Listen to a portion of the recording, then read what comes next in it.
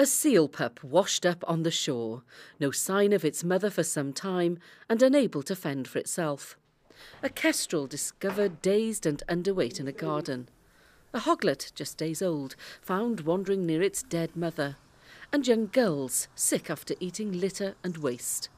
What have they all got in common? They're all part of the varied and beautiful wildlife of Wales. Sometimes the victims of nature, sometimes the victims of man. Rescue and rehabilitation is a major part of the RSPCA's work in Wales, from terrapins to badgers, nesting birds to swans, and even pet snakes. Wild animals are classed as those that are not normally domesticated.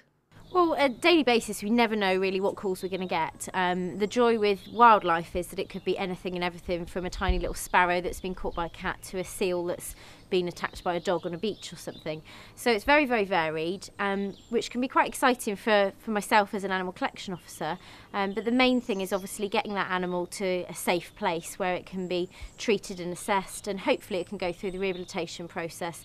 And the main aim is obviously to release it once it's fully fit. In 2014, the RSPCA in Wales collected more than 3,700 animals, classed as free-living British wildlife, as well as more than 250 exotic pet animals. This RSPCA centre in Taunton is run to the highest of standards and treats thousands of animals every year, many from Wales. So our objective is to put all of these animals back into the wild where we can, and so in order to do that they get assessed by the vet on admittance to the centre. We devise a treatment plan for them, we look after them while they're in care, and then as soon as they're fit and healthy, then we try to release them back into the wild, either where they came from or at another suitable location. This little seal behind me is probably just a week old. It was found washed up on the shores of Pembrokeshire, probably abandoned or just got lost from its mum. It's in a pretty bad way. It's got nasty little sores and cuts over its body, and it'll have to be hand-fed for quite a few weeks yet. It's one of 45 seals that came into this centre last year. 25 of those were from Wales. Gower Bird Hospital is a prime example of the type of good animal welfare establishment or sanctuary the RSPCA works with in Wales. At this time of the year, it's kept busy with hedgehogs. Our motto is Cadwch fywyd gwyllt yn wyllt, keeping wildlife wild. Our sole purpose is to take in sick, injured and orphaned wildlife with the sole intention of returning them to the wild with a realistic chance of survival. Here, cameras are used to keep an eye on the wildlife so they're not disturbed. The RSPCA is encouraging people in Wales to urge the Welsh Government to bring in specific standards for all sanctuaries. Well, at the moment I've asked an expert group to look specifically at the issue of sanctuaries to make sure that sanctuaries have the support that they need to provide the best possible care to the animals that they're looking after. And the group might be looking at things such as voluntary codes, for example, voluntary registration, compulsory registration, all kinds of different things, in order to make sure that sanctuaries are as good as they possibly can be. I don't want to preempt anything that might come out of that report, but I hope it will consider all of the options and take the views of people like Gower Bird Hospital, which is clearly doing it very well, to see what we can do to ensure that all sanctuaries really are living up to this excellent standard. A poll commissioned by RSPCA Cymru found that 69% of the public in Wales believe sanctuaries should be regulated. Only 8% oppose such a move. In 2014, the RSPCA investigated 247 complaints of cruelty to free-living wild animals. In Wales, wildlife crime goes on all the time, unfortunately, and a lot of the time it's not reported because it happens on private property. That can be from hunting with dogs to, more commonly, badger persecution. Other examples I've dealt with of wildlife crime are people trapping birds in their garden, like songbirds, and then selling them on into the pet trade or breeding with other birds to make a crossbreed. But it breaks my heart when you see a wild bird in a cage flitting around and all it wants to be is free.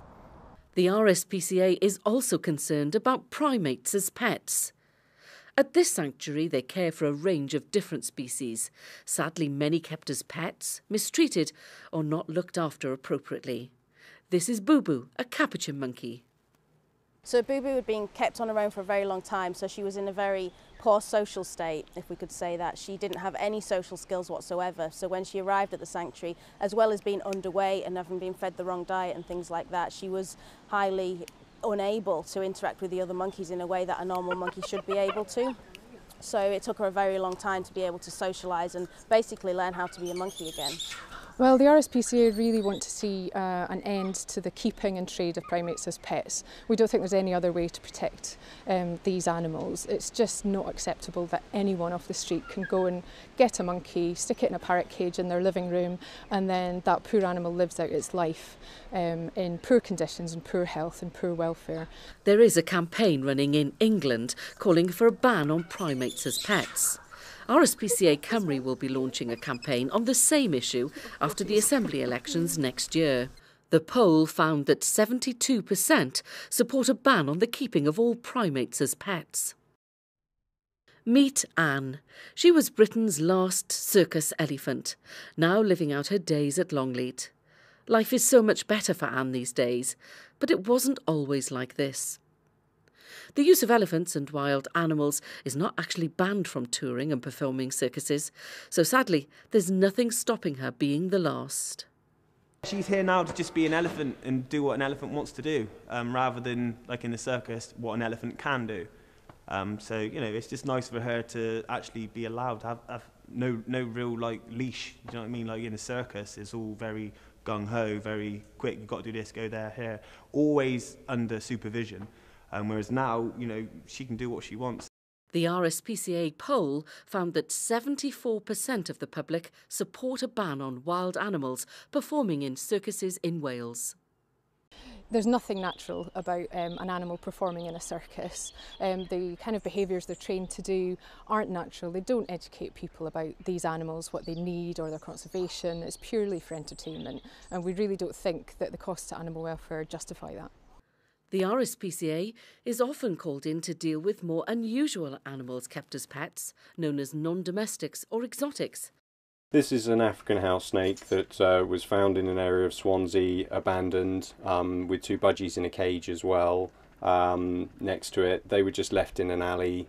We've no idea who owned them or what their story is really, but obviously it's part of the problem with exotics is that people get to the point where they can't cope with them, and they just often dump them and do all sorts of inappropriate things with them. One RSPCA inspector has given a home to a rather large rescued reptile. This is the size an iguana can reach, then? Yeah, this is the size it can reach. They can be very dangerous. They've got extremely sharp claws for climbing. They've got barbs all up the back of their tail here. So if they don't like you or they feel threatened, they will spin their tail around, and that can cause terrible injuries. They've got an extremely strong bite. And most male iguanas you wouldn't be able to do this with. They are very territorial, they can get very aggressive, and they can do a lot of harm to people, which people don't realise when they're a tiny little iguana in a pet shop. Wildlife is clearly important to us as a nation here in Wales. The RSPCA poll found that nearly 3 in 5 Welsh adults would contact the RSPCA if they saw a wild animal in need of rescuing. Remember the seal pup from earlier? Well, he's a way to go yet, but it is hoped he will be released. For the RSPCA, it's all about rescue, rehabilitation and hopefully release. These seals are amongst the lucky ones. After a period of care, they're now back in the wild, just where they belong.